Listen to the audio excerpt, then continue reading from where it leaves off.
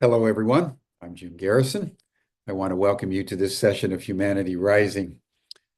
As we pause from all the various issues and domains that we've been contemplating over the last several weeks of a more personal growth and cosmic perspective, to take note of unfolding world events. And so I would like to share with you my perspective on what's going on out there in the big wide world. There's been a lot of confusion and consternation. And I want to focus in particular today on what is going on with regard to the war in Ukraine, because it's a very dynamic situation. The Americans and the Russians met yesterday in Riyadh in Saudi Arabia, under the aegis of Crown Prince Mohammed bin Salman, which was a radical departure from everything that has been done in the past. And this little detail in the fact that this first meeting between the Russians and the Americans happened in Saudi Arabia is worth noting. I'm going to come back to it, but it was not convened in Europe.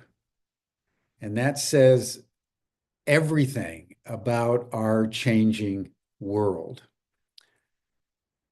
The Americans agreed with the Russians that they were going to begin the process of normalization. They agreed that they were going to look at the sanctions. They agreed that they were going to set up working groups on the war in Ukraine. And they agreed to set a time for President Putin and President Trump to meet in Riyadh, in Saudi Arabia. There was widespread condemnation and consternation in Europe and in much of the American press, given many of the remarks of Donald Trump over the last few days and weeks. He's been accused of being a mouthpiece for Vladimir Putin, and the conspiracy between Trump and Putin to somehow cheat the Ukrainians and cheat the Europeans from their very elevated purpose of continuing the war to victory. I want to begin our discussion by going back to 2022 and a series of presentations I made on Humanity Rising. Those of you who remember, in the fall of 2022, they were teach-ins. I called them teach-ins on Ukraine. And I want to revisit them because I said three things well over 3 years ago that have turned out to be absolutely true. I have been astonished at the prescience of what I said, if I may say so. And I think it's important to recall my remarks at the beginning of the war with what's happening now at the end of the war.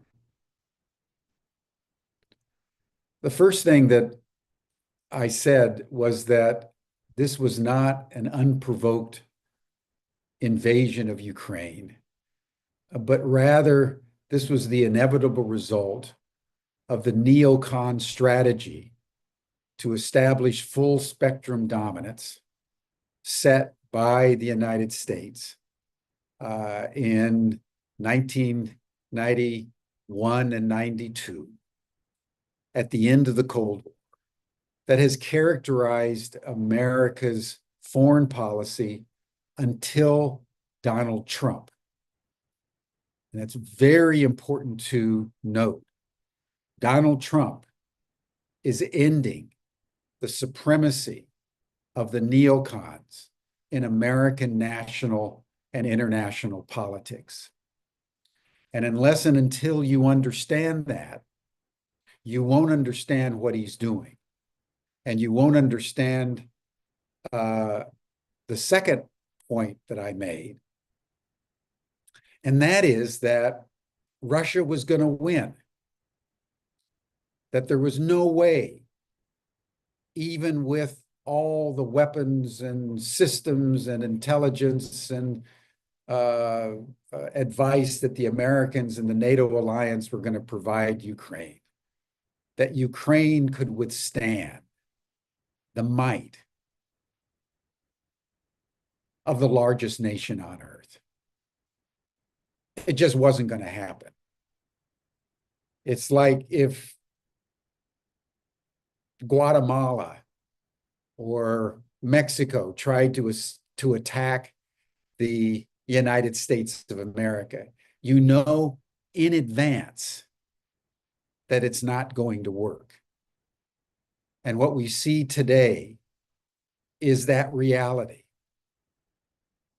that the Russian forces everywhere along the 1,200-kilometer front line are winning the war. And the intelligence chief of Ukraine, Bogdanov, several months ago has predicted that it's all going to be over no later than June or July. The Ukrainian front lines are collapsing. Soldiers are deserting. The Russians have virtually complete air supremacy. Their sophistication and number of drones and every aspect of military weaponry far exceeds anything that the Ukrainians have had. And the reality is, as we've noted, that all the vaunted weapon systems of the United States and NATO have come to naught. Russian technical superiority, military superiority, and political persistence have won the day. And that leads to the third point I made, which was of particular controversy when I said it. That at a certain point, the Americans were just simply going to walk away. That's what they did in Vietnam. That's what they did in Iraq. That's what they did in Afghanistan. That's what they've done in countries all over the world. When the carnage is done and the damage is tragic beyond imagination, they just walk away. And that's what Donald Trump is doing. He's just walking away.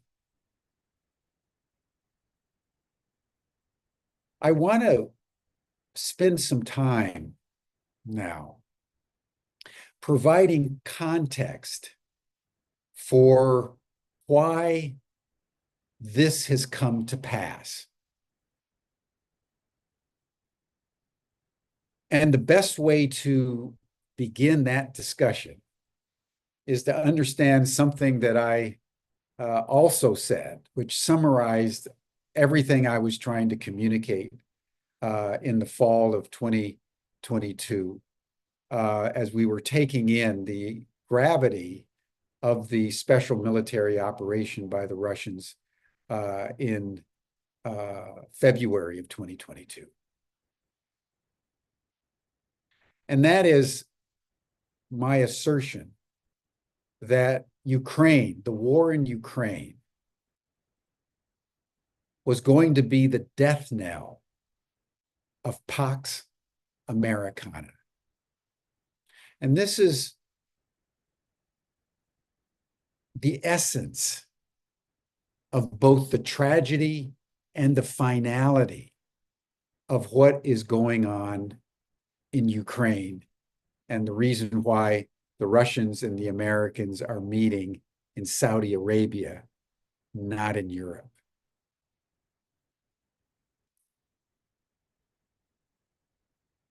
Every imperial system has an inevitable arc between rising up, holding supremacy for a while, and declining and collapsing. And the American empire is no exception. It rose, and in the Second World War became globally preeminent. It maintained its supremacy for 80 years, roughly. In 1991, when the Soviet Union collapsed, and there was this precious moment where the United States could have acted with the maturity of an empire that was seeking to sustain itself. It made the greatest mistake in imperial history by thinking that because of the collapse of the Soviet Union, it could achieve full spectrum dominance over the entire world and reign for 1,000 years, the new American Reich. It lasted for 30. Why? Because the Americans sought to destroy Russia, to subordinate China, to engage in every conceivable of coercive action around the world. Jeffrey Sachs, the economist at Columbia, estimates that upwards of 100 countries around the world, since the articulation of full spectrum dominance, have been manipulated and coerced and destroyed by the United States of America. Let me give you just one example. I've mentioned before, and you can get it on YouTube, it's easily accessible, an interview that General Wesley Clark, who at that time of 9/11 was the supreme commander of all NATO forces in Europe. He tells the story that he went to the Pentagon in the weeks after 9/11 to find out what was happening. He'd flown in from Europe and was being briefed, and he was given a piece of paper, and they said, Israel and the United States are now going to remake the Middle East. We're going to invade and destroy 7 countries: Iraq, Afghanistan, Somalia, Sudan, Lebanon, Syria, and Iran. And if you look over the last 25 years, that's exactly what the Israelis and the Americans have done. Look at the devastation in Iraq, in Afghanistan. Millions killed and displaced and wounded. Countries completely destroyed. Look at Libya in the aftermath of taking out Gaddafi, a completely failed state. Look at Somalia. Look at Sudan, perpetual civil war. Look at Lebanon. Look at Syria. And Netanyahu and the Israelis are trying everything they can try to get to the United States to also now take on Iran. And the Middle East is in the convulsions of instability, hatred, war, suffering. This is the price that the world has paid for the neocon doctrine of full spectrum dominance. And with the Biden administration, this neocon strategy went to its outermost zenith, because the Biden administration launched global war against Russia in Ukraine, in the Middle East with Israel, to commit genocide and to convulse the entire region in war, and mobilize against China with the pretext of Taiwan in Asia, with predictions that there would be war by 2025, 2026.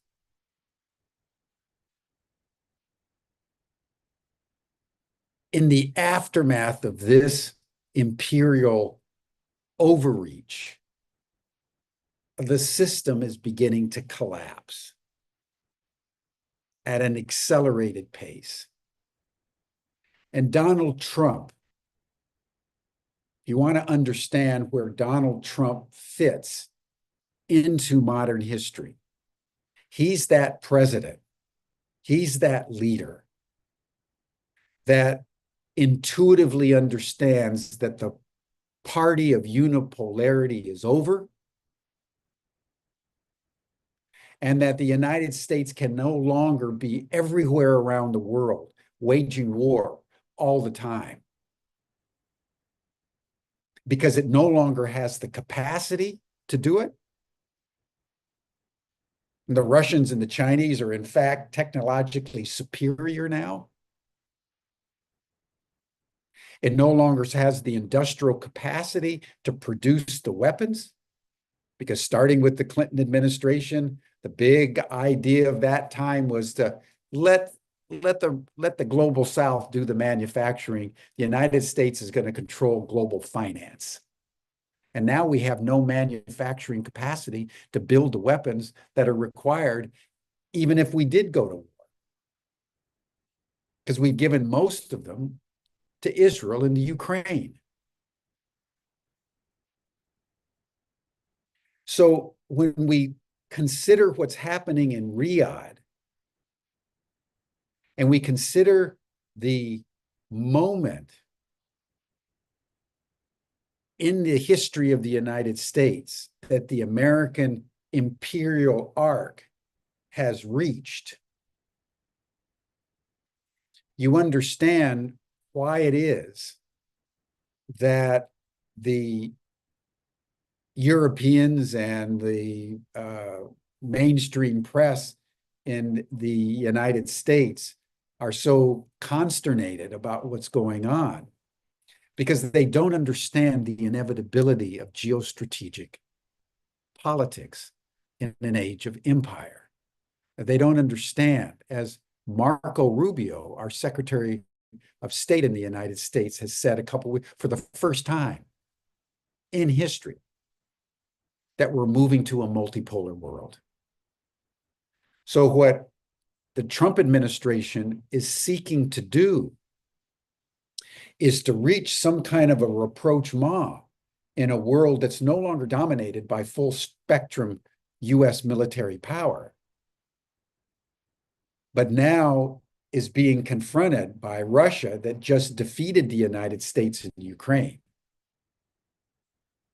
is supporting the Iranians against Israel, is in an alliance with China and upwards of 100 countries around the world that want to join the BRICS.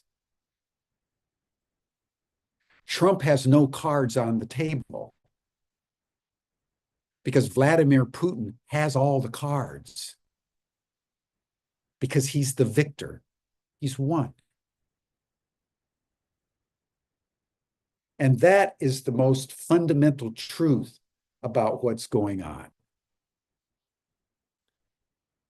At the same time, and this is an important observation to make, particularly for Americans, the collapse of the Imperial externally is being commensurately balanced by a collapse of democracy internally. This is the way it always happens. The United States is not the exception. Human nature is the same in ancient Rome and Greece as it is today. And it's the same in the United States or Russia or China or Botswana. Humans are who they are. And let me give you an example, just to give outside of our historical moment now. Let's go back to ancient Athens, who in my mind is the best exemplar, using what Barbara Tuchman, the great historian of the last century, said is a distant mirror to ourselves in our moment. Athens was a small city-state. She embraced democracy in a very limited way, only to men, not to slaves, not to women, but she considered herself to be the light on the hill for humanity, God's gift to the human race, more civilized than any other nation on earth. She had the good fortune of defeating the Persians, and that was an astonishing feat. That's one of the rare moments in history where Guatemala defeats the United States, where a small little city-state took on the biggest empire that itself was engaging in imperial overreach and forced the empire back. In that process, Athens gained supremacy over the entire Eastern Mediterranean. And coming out of nowhere, like the United States, way off there in North America, all of a sudden it became the power.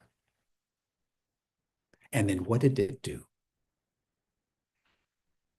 It engaged in 30 years of perpetual war against Sparta, called the Peloponnesian War, at the end of which Athenian democracy was snuffed out by what they called the Group of 30, the tyrants. And it was in the aftermath of that that Socrates was executed, and the rest, as they say, was history. But you have an Athenian rise and an Athenian fall.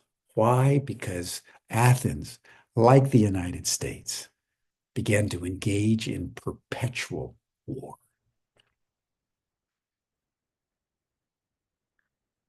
If one, as a person,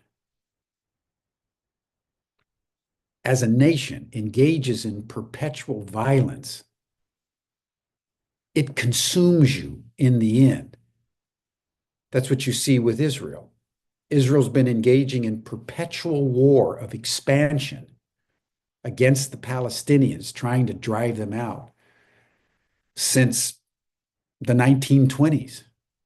And Israel's become a national security state on permanent war footing.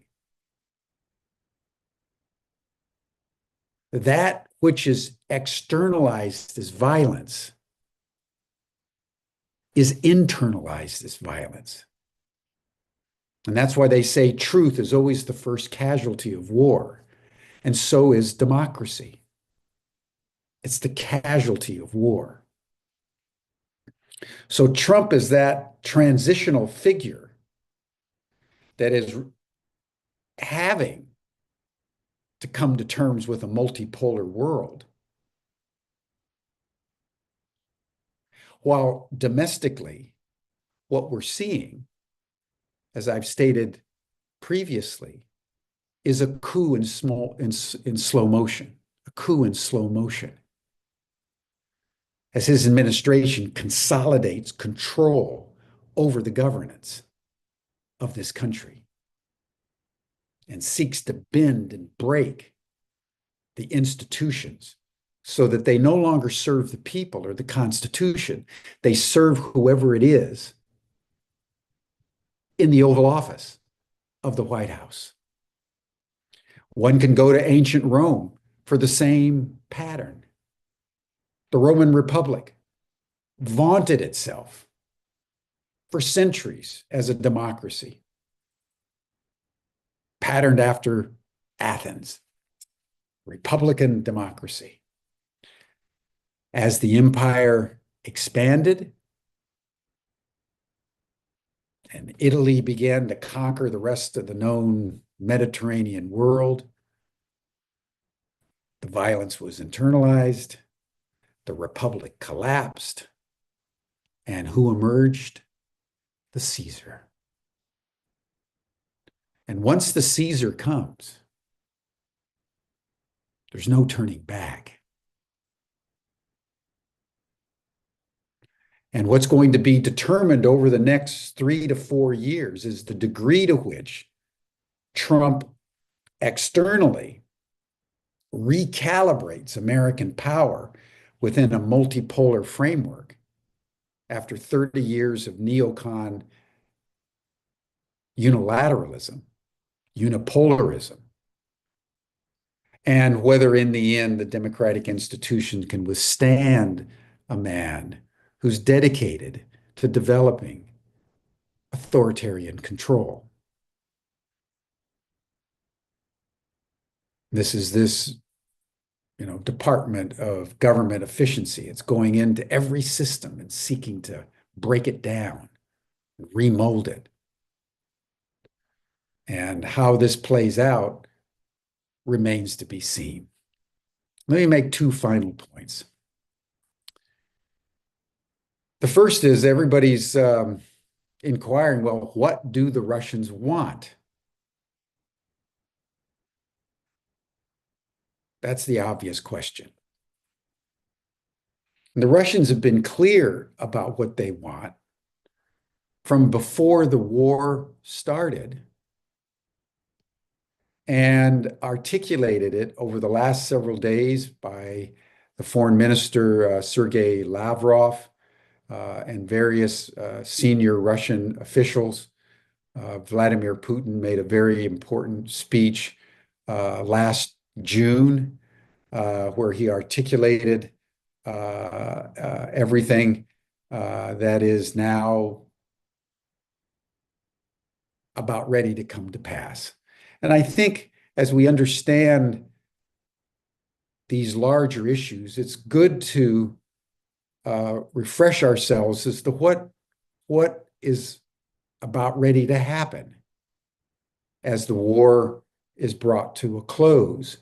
And the victor, Russia, is going to determine now the outcome to a very significant degree. Number one, the Russians have said since 2008, when the United States insisted that the NATO alliance declare at a conference in Bucharest in May of 2008, that having taken all of the rest of Europe, Eastern Europe, the Baltic states, Poland, Romania, Bulgaria, the Czech Republic, Slovakia, all of it, that the United States was now going to go in and take Ukraine and the Republic of Georgia. And Putin said then what he is saying now. That is not going to happen. Ukraine is not going to join NATO. And that's a red line. And if you try it, we're going to resist. That's why this notion of an unprovoked invasion is such an absurdity. It was about as provoked as any action I can think of in modern history, where one power makes it crystal clear that a country out of which it was birthed, Ukraine, 1,000 years ago, and which Russia controlled for the last 300 years before this century, starting in the 1700s, that America is going to come in and turn that into an enemy against Russia? Russia says, you're crazy. It's not going to happen. You're going to have the rest of Eastern Europe. We can't do anything about it, but you're not going to take Ukraine. And you're not going to take Georgia. The neocons blew them off. And when in 2014, the Obama administration, with Vice President Biden and Victoria Nuland and all the neocons that determined U.S. policy at that time, organized the Maidan coup against the prime minister, a fellow by the name of Yanukovych, in a neutral country. When Ukraine became independent in 1991, in its constitution, by the will of the people, it agreed that it was going to be neutral. That was in the Ukrainian constitution. But the neocons didn't want it to stay that way. So they maneuvered and they maneuvered. And USAID, you've heard a lot about the collapse of USAID. One of the reasons why the USAID no longer exists is because it was the arm of the Central Intelligence Agency and the military-industrial complex to destabilize countries. And it was intimately involved, along with the Endowment for Democracy and other, that put in billions of dollars in Ukraine to destabilize it, overthrow Yanukovych, bring in a new leader that was anti-Russian and pro-Western. And that's when Putin took Crimea.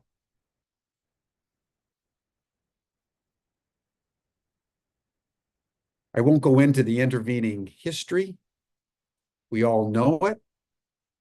The United States and Ukraine continued to foment, and upwards of 15,000 Russians were killed in the Donbass.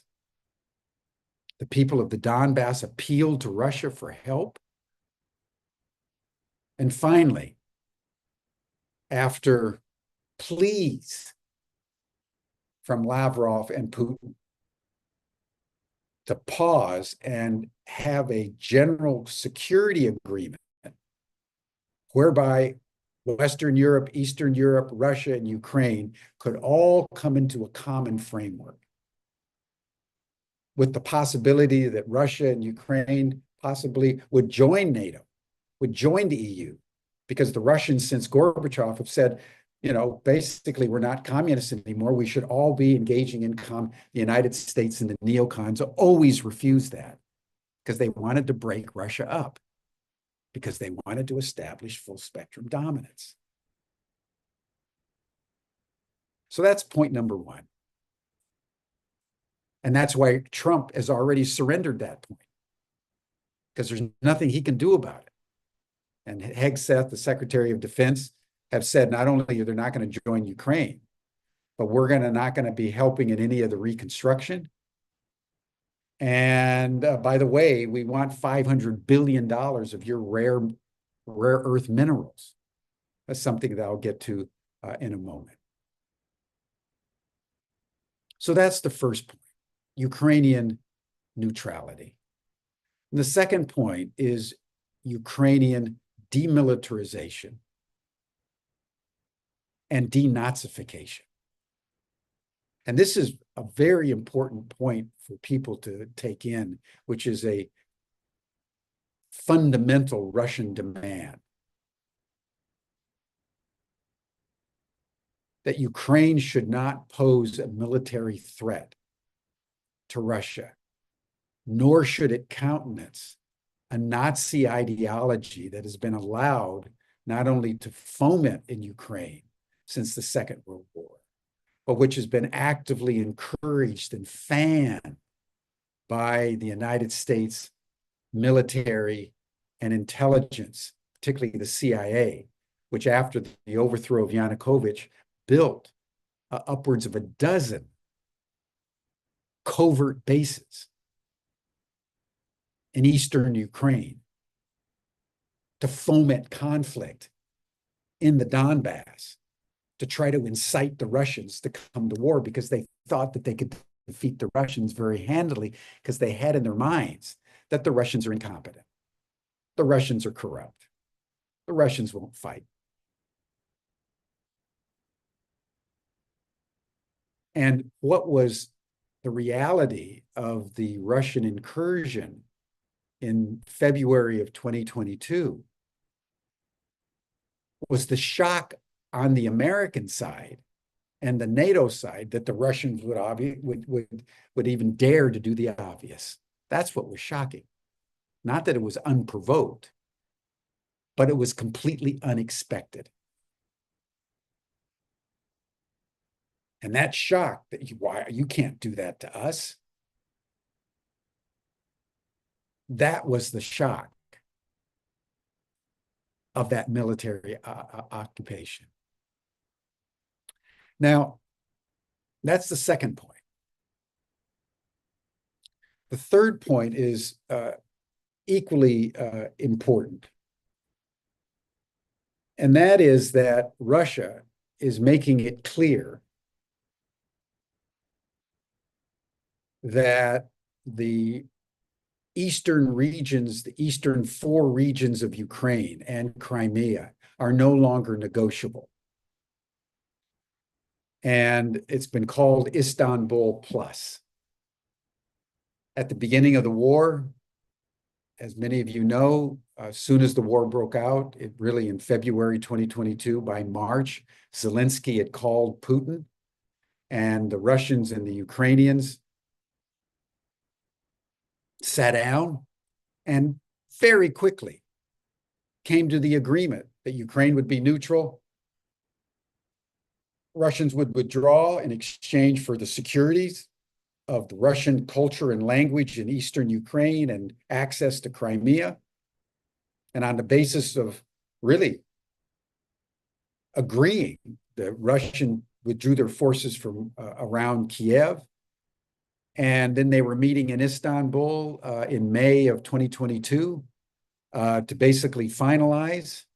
And the Biden administration sent Boris Johnson, the Prime Minister of England, the UK, to say, no, we won't guarantee this. We want you to keep fighting. And here is where the treachery really deepens. The Ukrainians and Zelensky wanted peace. Remember, Zelensky had won 70% of the vote, I think, as a peace candidate. So once the war broke out, his instinct was to try to negotiate peace. And he did that. And the Americans and the NATO alliance, the Brits, basically had Boris Yeltsin fly to Istanbul and tell Zelensky, this isn't going to happen, Volodya.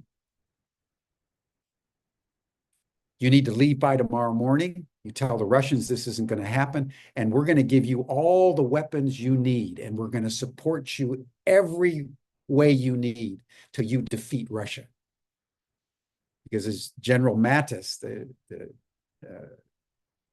commander of the chief of staff in the Pentagon said, the goal of this war is to weaken Russia. So the Ukrainians have been completely betrayed. They left the peace table, which could have solved the war. They were promised that America would give them everything they need and go the distance until victory. Not only is America now walking away after Ukraine has been essentially destroyed, but it's asking for $500 billion in rare earth minerals. I want everybody to take that in for a moment. You wonder why people hate the ugly Americans. There's no elegance in an imperial power. It doesn't matter whether it's Rome or Athens or Persia or the United States. Here, the United States has completely destroyed Ukraine. They estimate that over 1 million people have died or been wounded in a small country, which will shatter the demographics of Ukraine for decades to come. So many people, mostly males, have been killed. And now the United States is demanding $500 billion in repayment by extracting all of the commodities out of Ukraine after Cargill and ADM, these big agribusiness companies, have bought up most of the land in Western Ukraine for their agribusiness global empire. I want to raise this because I know many of you believe that Ukraine was trying to defend its liberty and its sovereignty and protecting Western civilization against the onslaughts of the totalitarian Russians and the tyrant Putin. That's the worldview that the neocons have very carefully cultivated. And one has only to go back to Iraq, where the same playbook was rolled out. Saddam Hussein is like Hitler. He kills babies. He engages in all kinds of reckless, corrupt, militaristic behavior. We have to save civilization and the Middle East. So we're going to go in with shock and awe, and we're going to destroy Iraq. It was couched in the big lie. And the big lie then was that Iraq had weapons of mass destruction. The big lie with Ukraine was that this was an unprovoked attack, and we now have to save civilization. When all that was really happening in Iraq, in Ukraine, is a neocon strategy of full spectrum dominance that was leaving yet another country as a wasteland. And for the United States now to be seeking to extract from Ukraine, and you can read what the proposal is. They want 50% of all the commodities coming out of Ukraine for the next $500 billion. The extortion of the Americans in Ukraine is worse. If you look at the Treaty of Versailles that was been condemned by historians ever since as an onerous treaty that was so awful for the Germans that it contributed to the rise of the Nazis out of the reparations demanded by the Treaty of Versailles. What the United States is now demanding out of Ukraine is even worse, more onerous. And that's really important for particularly Americans and people in Western Europe to take in about what empire really is. There's nothing pretty about empire. There's nothing noble about empire. It is a coercive, colonial, extractive mentality supported by military might that becomes an all-consuming, devouring dragon of fire and destruction, which ultimately consumes itself.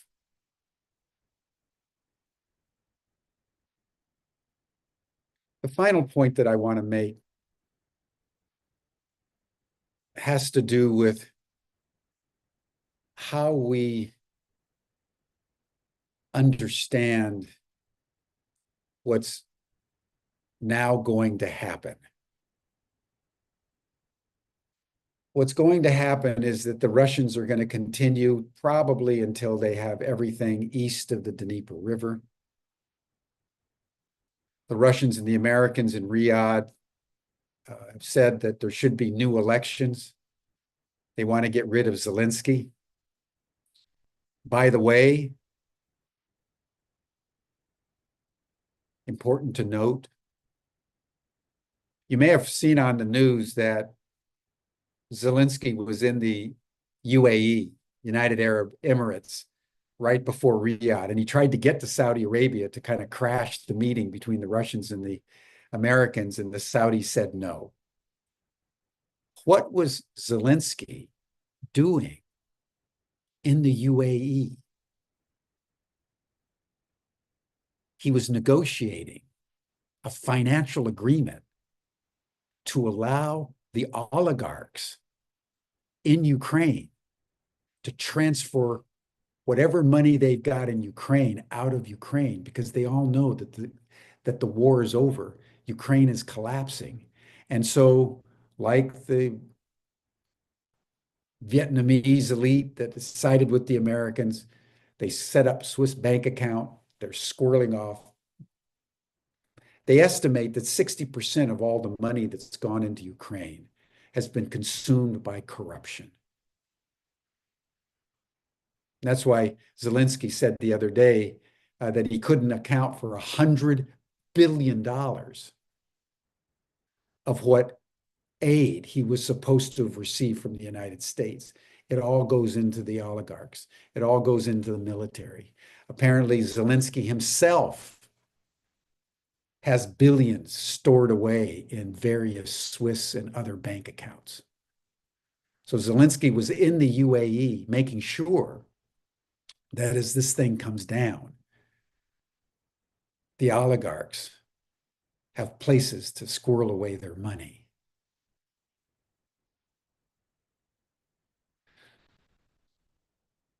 So the front lines are continuing to move west. The elections will be bringing in a new Ukrainian leadership.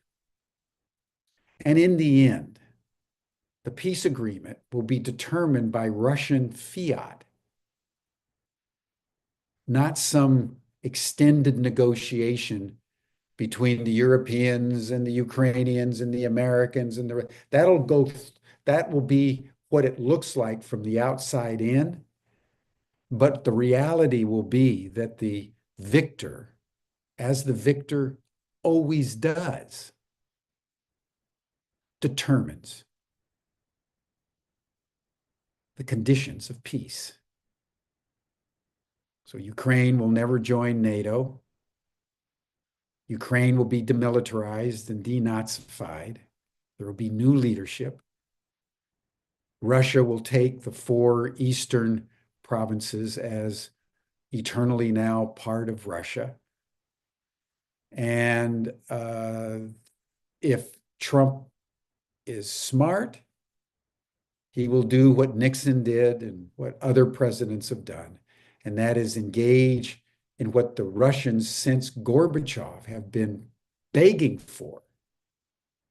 And that is an overarching security agreement between Europe and Russia, within the context of which, as Vladimir Putin repeatedly says, we can simply have normal relations.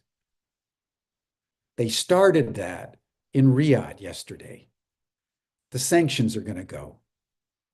Financial systems and trade is going to begin again. So that is what is now beginning to unfold in Europe between Russia and the United States at the end of the imperial unipolar moment. As America begins to collapse, Russia, China, India, Brazil, South Africa, and the BRICS countries are ascending. And we begin to move into the most important transition of all. Ultimately, this is not about the collapse of the American empire. This is about the collapse of the West, who for the last 500 years has decimated the rest of the planet with colonial, economic, and political control and exploitation, treating the rest of the world like the United States has treated Ukraine. We want your rare minerals. They're mine, my precious. And what we are seeing the most fundamentally is the rise of China, the rise of Asia, and a whole different model of how human beings and nations should be comporting themselves with each other. China doesn't talk about war. It talks about mutual cooperation, trade. You don't see any of the BRICS countries fighting each other. You don't see China taking its navy and going to Africa or Latin America and invading. This mentality of Western colonial control of the rest of the planet, extracting everything for a certain elite, is time sensitive. And it's over. Not completely. It's not going to happen by next week. But it is now inevitable. So what I said before, what I said 2.5 years ago, that Ukraine was going to go down as the death knell of Pax Americana, we need to take in that it's much deeper than that. This is the death knell of the West. And we in the West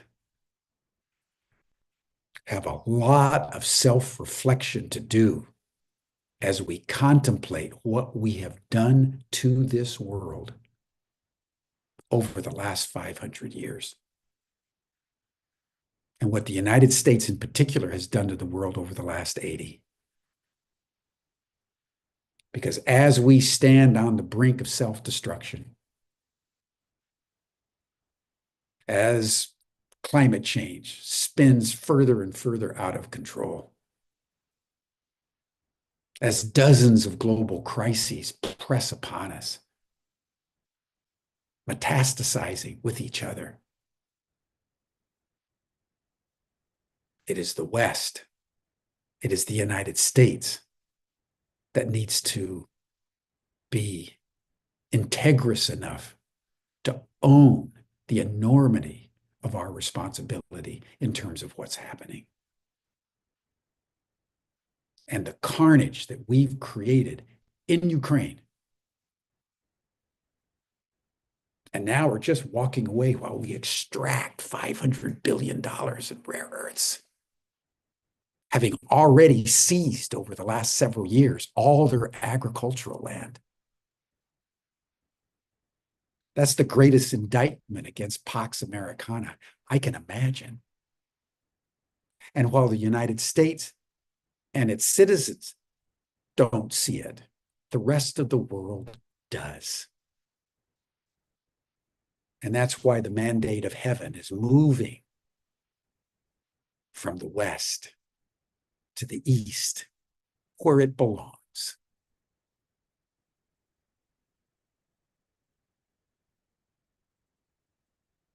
So thank you, everyone, for this time of reflection.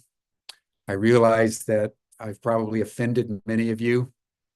I know that I have a very particular point of view based on my experience. I offer everything in the spirit of truth pursued, not truth possessed. I look forward to any comments. I get emails and text messages all the time from you. I love to receive them. I try to answer them as many as